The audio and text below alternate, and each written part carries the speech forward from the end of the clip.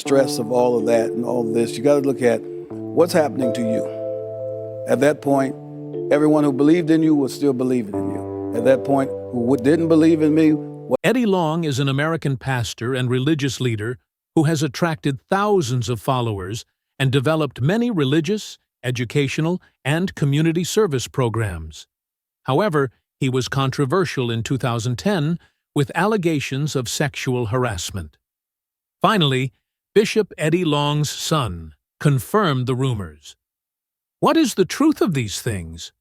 What is the real reason why Eddie Long announced that he would take a leave of absence from religious ministry?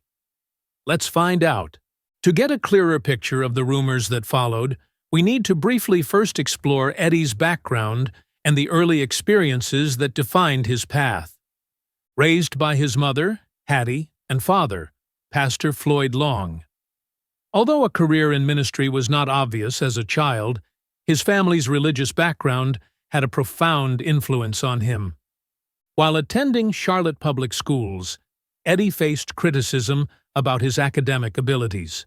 In 7th grade, he was discouraged when a career counselor told him he was not a college fit. However, in his senior year of high school, another counselor recognized his potential and supported his application to North Carolina Central University, NCCU. With an initial goal of pursuing a business career, Eddie completed his bachelor's degree in business administration at NCCU in 1976. After graduation, Eddie joined the Ford Motor Corporation as a factory sales representative, but his career took a hit when he was fired after filing expense reports related to personal phone calls. He then went on to work at Honeywell in Atlanta, but did not achieve lasting success. This period marked a turning point in his life, as he felt a pullback to the religious values he had been raised with. In 1981, Eddie Long decided to pursue a career in ministry and received his pastoral license.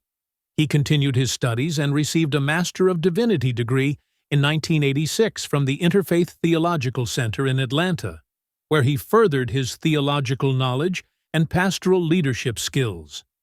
His success as a pastor brought him recognition in the academic community. In 1998, he was awarded an honorary doctorate from North Carolina Central University, where he had studied, and from Beulah Heights Bible College in Atlanta. He was later awarded an honorary degree from Morehouse School of Religion. Despite the controversy surrounding Eddie's education, he claims to have a doctorate in ministry from the International College of Excellence, further cementing his standing in the religious and academic fields. However, the institution that granted Eddie Long's doctorate was not recognized by official educational agencies in the United States, raising questions about its legitimacy. His big break came in 1987, when Eddie took over leadership of Birth Missionary Baptist Church, then a modest congregation of about 300 members. Few expected that this would become the foundation for one of the most remarkable growth stories in the history of American Christianity. Under Eddie's leadership, New Birth's membership grew dramatically. In a few short years, the congregation grew to over 25,000 members. Notably, 40% of new members were African American males, a group that has traditionally had low participation rates in religious communities. In response to this rapid growth, New Birth had to undertake major construction projects. The original chapel had a capacity of only 500 people and quickly became overcrowded. By 1991, a new sanctuary with a capacity of up to 3,700 people was built to meet demand. But even with the new capacity, New Birth continued to thrive, so much so that in 1999 the church added a family life center with a capacity of 5,000. The biggest accomplishment came in 2001 when a larger worship center with a capacity of 10,500 was completed. Located in Lithonia, in DeKalb County, Georgia, the complex has become not only a place of worship, but also a hub for many community activities and programs. Eddie Long has made New Birth a destination for social initiatives and community empowerment programs that extend far beyond the walls of the church. Eddie has become a prominent figure in the field of televangelism, joining the ranks of major and well-known preachers. His approach to ministry addresses not only spiritual needs, but also real-life issues. The church developed programs to support drug addicts and prisoners, demonstrating a commitment to social issues. To boost its finances, New Birth established its trust fund and created educational, fitness, and health programs for the community. Eddie's message was particularly appealing to young single black men, drawing them to his services.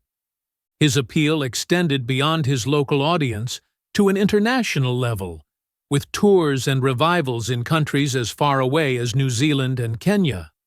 As Eddie's reputation grew, he began to connect with political figures, including a breakfast with President George W. Bush and other African-American religious leaders to discuss the role of American churches in African affairs.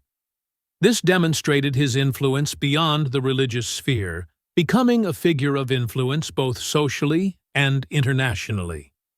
Eddie Long has received numerous recognitions and awards throughout his career, reflecting his far-reaching influence in the religious and social communities. One of the greatest honors he has received is the title of 125 Most Important Leaders in America, which represents national recognition of his contributions to the field of religious leadership. The Legacy Award, presented by Big Brothers and Big Sisters of Metro Atlanta in 1999, is not only a recognition of his ministry, but also highlights his commitment to youth development and community improvement. Eddie's efforts in promoting community support, education, and personal development programs have helped him make a positive impact on the lives of many. In addition to the Legacy Award, Eddie Long has received numerous other awards from various organizations in recognition of his leadership and contributions in areas such as education, social support, and philanthropy. Eddie Long's media exposure has created a ripple effect in the Christian community and the broader community. In 2004, he and the New Birth crew won an Emmy for their television program, The Face of Homelessness, an effort to raise awareness of homelessness in the United States. The program not only highlighted the challenges faced by homeless people, but also demonstrated the church's commitment to serving and supporting the community. By 2008, Eddie Long had decided to end New Birth's partnership with Full Gospel Baptist Church Fellowship. This decision caused much controversy and backlash from both church members and the community. As Eddie's popularity increased, the scrutiny that surrounded his ministry and his personal life simultaneously increased as well. In a short amount of time, the charismatic leader who had established an empire of faith found himself at the center of a whirlwind of conflicts and court challenges that would shatter the foundations of his church and damage his reputation. Eddie's financial practices were brought to light by an investigation that was conducted by the Atlanta Journal-Constitution in the year 2005. During the investigation into Bishop Eddie Long's finances, it was discovered that he had collected more than $3 million from his nonprofit corporation, Bishop Eddie Long Ministries, Inc., between 1997 and 2000. This discovery has led many to question how he used charitable donations, leading to doubts about the transparency and ethics of the organization's financial management. Eddie Long has defended his financial arrangements, emphasizing that the majority of the organization's income comes from royalties, speaking fees, and substantial donations, not from church members. He said that these funds are used to fund the many community programs and social projects his organization supports. However, these explanations have not completely allayed the concerns of the public and church members. Many felt that these large sums of money had created undeserved personal wealth for Eddie Long, while his donors were still struggling. Criticism of his financial management was growing, especially in the wake of allegations of sexual abuse and harassment that had severely damaged his image and reputation in the community. By 2011, When Eddie Long settled the lawsuits out of court, his finances and personal conduct continued to be a hot topic in discussions about his leadership in the church and the Christian community. However, the fact that this information was disclosed had a tremendous influence. Following the conclusion of the study, there was a discernible decrease in the amount of money donated to the church, which is indicative of a change in public opinion and confidence.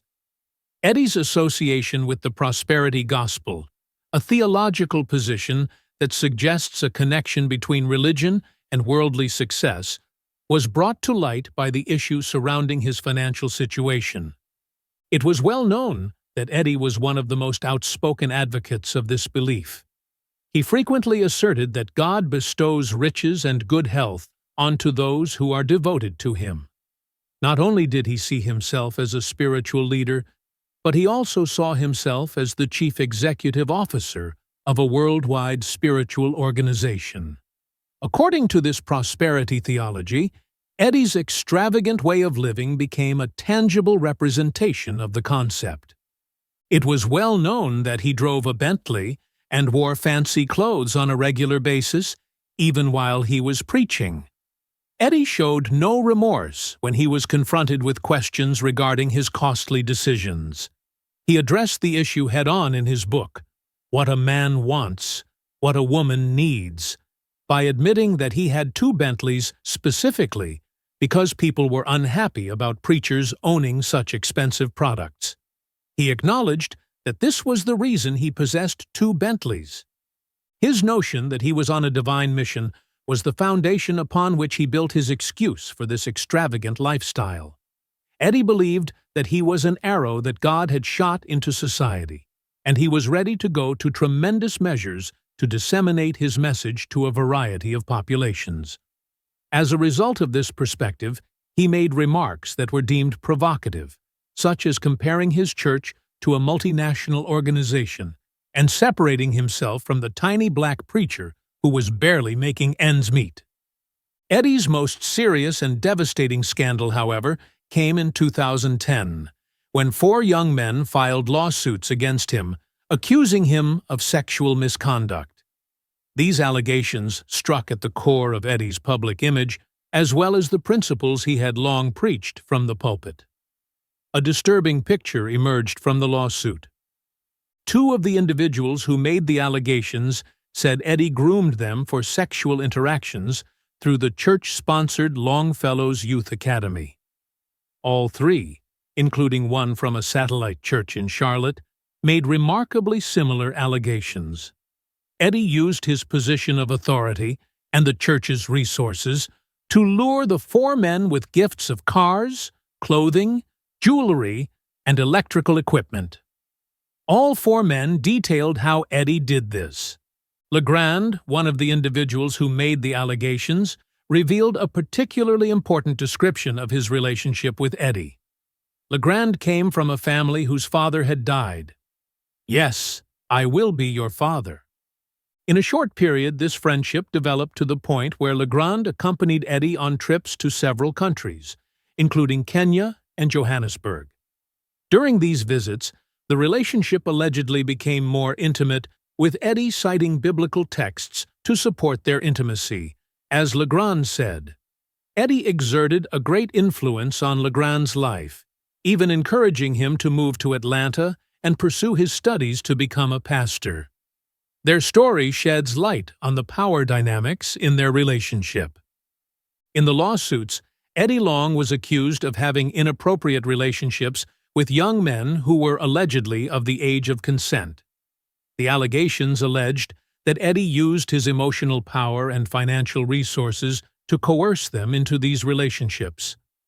Notably, while Eddie Long was known for his public opposition to gay rights and same-sex marriage, these allegations came as a shock and severely damaged his reputation. In September 2010, 3 men publicly accused Eddie of sexual abuse and harassment, leading to a wide range of support and opposition in the community. These allegations not only affected him personally, but also had a profound impact on the community he represented. After months of legal drama and media attention, Eddie Long opted to settle the case out of court in 2011. The amount he agreed to pay was undisclosed, but it showed he wanted to end the controversy and protect his reputation from these serious allegations. This settlement was reached without Eddie admitting any guilt, which is an important point to note. The terms of the settlement also forbid Eddie from publicly discussing any part of the case in which he was involved. Many concerns remain unresolved, and opinions have been divided over this legal ruling. Eddie did not say anything about the facts of the case in one of his last interviews, which was conducted by comedian Steve Harvey in 2016. He cited the legal restrictions placed on him by the settlement as the reason for his silence. Eddie gave a firm response to the question of whether he had sex with any of the accusers. He stated categorically that he could not talk about the matter because of the agreement with the court. The circumstances surrounding these complaints and subsequent settlements have had a significant impact on Eddie's ministry and his public reputation. Although some members of his flock have distanced themselves from him, a significant number of others have continued to rally around him. The conflicts surrounding Eddie extend beyond his personal behavior and into his theological views, particularly regarding issues related to LGBTQ+ individuals. Eddie has been identified as one of the most homophobic black leaders in the religiously oriented anti-gay movement, according to the Southern Poverty Law Center, a hate group. Eddie frequently uses harsh anti-gay slurs in his writings and sermons. In a lecture he titled "Back to the Future," he expressed his strong opposition to women operating in traditionally male roles and same-sex partnerships. He further demonstrated his controversial ideas about gender and sexuality by publishing a book titled "I Don't Want Delilah, I Need You." Eddie made sweeping generalizations about gender roles and physical appearance, and he blamed certain women for turning men gay. He also made such statements. In 2004, Eddie led a march in Atlanta in support of a constitutional ban on same-sex marriage. This event is considered one of the most controversial moments of Eddie's career. He was joined by Bernice King, the daughter of Dr. Martin Luther King Jr., and carried a torch that was ignited at the graveside of Dr. King. This was an action that many people felt to be completely insulting. Civil rights activists, including John Lewis and Joseph Lowry, voiced their disapproval of this conduct. They pointed out that one of King's closest aides, Bayard Rustin, was openly gay, and that King had supported him despite pressure to do otherwise. This decision provoked widespread criticism from civil rights leaders. In the same way that Eddie's public image was complicated, his private life was also plagued by turmoil and scrutiny from the public view. The divorce of his first marriage, which took place in 1981 and was to Deborah S. Houston, took place only 4 years later. Although it resulted in the birth of a boy named Edward Long, this relationship was plagued by significant charges. According to the documents filed in the Superior Court of Fulton County, Houston said that she had been the victim of cruel treatment and that she dreaded Eddie's violent and nasty attitude. Houston and her young son were reportedly forced to flee their Fairburn home for safety amid the tense situation. Although Eddie vehemently denied the allegations against him, the court awarded custody of their son to Houston in 1985, when he was just 2 years old. Then, in 1990, Eddie married Vanessa Griffin, and the marriage later faced its trials and tribulations, adding to the strain on his personal life. How? Stay tuned for the answers. Their marriage was put through a significant amount of stress as a result of the claims of sexual misconduct that were made against Eddie in the year 2010. Vanessa submitted her petition for divorce in December of 2011. In a short amount of time, the situation turned into a public relations-related labyrinth, with contradictory comments appearing on the same day. At first, the public relations agency representing New Birth said that Vanessa had changed her mind and would therefore withdraw her petition. Despite this, Vanessa's legal representatives quickly refuted this assertion, stating unequivocally that she planned to move on with the divorce proceedings. Eddie made the decision to take a leave of absence from his ministry as a response to the personal crisis that he was experiencing. He explained his choice by saying that he needed some time to deal with some family business. He portrayed this action as an attempt to rescue that marriage. At the same time that Eddie was going through a period of personal anguish, the institutions that he had constructed were facing enormous problems. The alternative Birth Christian Academy, which he had established, made the announcement that it would be closing owing to a shortage of funds, putting hundreds of students in a state of frantic search for alternative educational opportunities. During the month of February 2012, the story of Eddie and Vanessa's marriage took yet another turn. In an interview with the Atlanta Journal-Constitution, Lawrence Cooper, Eddie's attorney, stated that Vanessa had asked for the divorce petition to be dismissed. On the other hand, the specifics of their reconciliation, if any, remained confidential, and the legal representatives of both sides declined to say anything further about the matter. In September 2012, Vanessa made a surprise public appearance at the Heart to Heart Women's Ministry Conference held at New Birth Church, where she candidly shared about her challenging journey. The decision to appear this time marked a turning point, as Vanessa had filed for divorce shortly after the allegations against Eddie Long became the focus of the media. Faced with personal crises and public pressure, Vanessa said that the decision to return to her marriage to Eddie and continue to participate in New Birth's activities was not an easy one. At the conference, Vanessa shared that her marriage had gone through great trials and believed that her decision could bring hope and strength to other women facing similar difficulties. She described the time of personal reflection and careful consideration before deciding to return, seeing it as a way to demonstrate patience and faith in the healing process. By sharing her story, Vanessa hopes to help others in family crises and build a community of supportive women. She says she returns to both Eddie and New Birth because she believes in the power of faith to heal and transform lives. When Eddie's marital problems were being discussed in public, another personal conflict was developing behind the scenes, and that conflict was his health. At the same time as Eddie's physical appearance underwent a significant transformation, rumors began to surface that his health was deteriorating. Because he had shed a considerable amount of weight, he decided to publish a video in August in which he explained that he had switched to a vegan diet. During this movie, he made an effort to convey an impression of vigor by even practicing curls at a gym. On the other hand, many of his followers were worried by his emaciated look. Exactly 1 month later, the story took a different turn. Eddie disclosed that he was dealing with a concern regarding his health through a spokesperson for the church. The precise nature of his disease remained a mystery that would continue to be covered up until the year 2017, when he passed away. Even though he had passed away, the church did not provide any specifics. All they said was that he had died from an aggressive kind of cancer. The deterioration of Eddie's health occurred at the same time as his once powerful religious empire began to fall apart. In tandem with the decline of its leader's reputation, New Birth, which had been a thriving and important organization in the past, saw a decline in its prestige.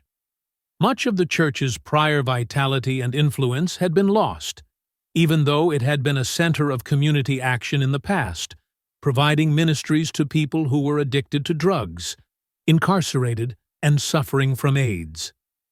In his later years, Eddie's public image was a far cry from the charismatic and larger-than-life person who had established New Birth into a religious juggernaut. He had lost his ability to inspire others. There were formerly large lines of automobiles outside the church on Sunday mornings that were decorated with purple banners from New Birth. However, these lines have shrunk significantly. The movement that Eddie had started, which had spread well beyond the confines of the church, had lost a significant amount of its impetus. The son of Bishop Eddie Long provided the confirmation. Edward Long, Jr., the eldest child of Eddie, told about his journey and the difficulties he experienced in the aftermath of his father's demise in a very open and honest sermon that he delivered on what he referred to as the most difficult Sunday of his life. Edward had been active in every element of New Birth since he was just 4 years old. He had grown up in the shadow of a preacher who served in a megachurch. He began his ministry career as a janitor and eventually worked his way up through the ranks to become a minister. Edward admitted that he had little interest in preaching in the beginning, despite the fact that he had strong roots in the church. He had been pursuing a promising career in the media until his father called him to ministry around 10 years ago. His heart was in music and the arts, and he had been pursuing a career in the media. Edward reluctantly yielded to his father's request and put his own personal goals on hold in order to carry out his plan. Because he had faith that God had a purpose for him, he decided to turn down a syndicated radio show as well as prospective music licensing arrangements.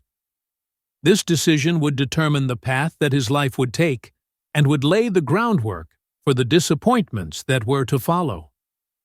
As soon as Eddie died away, many people anticipated that Edward would take on the leadership role that his father had held at New Birth. At the end of the day, he had been prepared for the ministry and had spent years preaching in different parts of the kingdom. On the other hand, the leadership of the church had different intentions. Because Bishop Stephen A. Davis was selected as Eddie's successor, Edward was left with the impression that he was devalued and disregarded. Edward's ambitions of leading New Birth were once again shattered, and this occurred even after Davis offered his resignation. After submitting his application for the post and going through the screening process, he was ultimately turned over in favor of Jacksonville preacher Jamal Bryant, who is known for his controversial beliefs. Edward was unable to cope with the recurrent rejection, which caused him to doubt his position within the church as well as the legacy that his father had left him.